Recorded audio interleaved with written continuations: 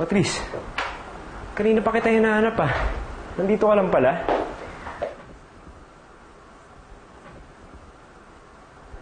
Bakit?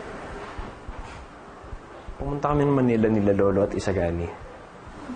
Nakita namin si Tita Stella doon. Nakakaawa nga eh. Pinalaya siya ni Lolo sa opisina. Hindi na raw siya magtatrabaho doon. Bakit naman ganun si Lolo? Wala mo lang bang ginawa si Kuya Isagani? Hindi mo lang ba siya pinagtanggol? Aba, ako inahabol ko talaga si Tita Stella. Sinabi ko wag siyang aalis kasi malaking tinulong niya sa negosyo nila Lolo. Pero alam mo ang ginawa ni Isagani? Tulad ng ginawa niya sa party. Ang napahiya si Tita Stella kala Lolo. What did he do?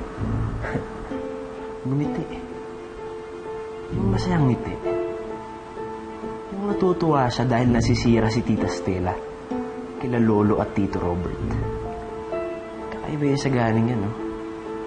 Pailalim tumira. Ikaw kaya? Kailan ka kaya nasisiraan? Buti na lang hindi ako gumaya sa'yo. Nagpapauto sa kanya.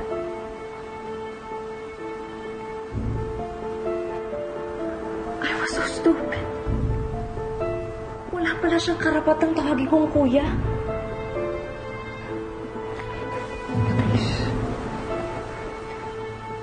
Hayaan mo isipin niya na nauputo ka pa rin niya. Mas madali siyang sirain kapag akala niya kakampi pa rin kayo. Sisirain natin siya, Patrice. Kung pailalim siyang tumira, we'll do the same thing. Wala.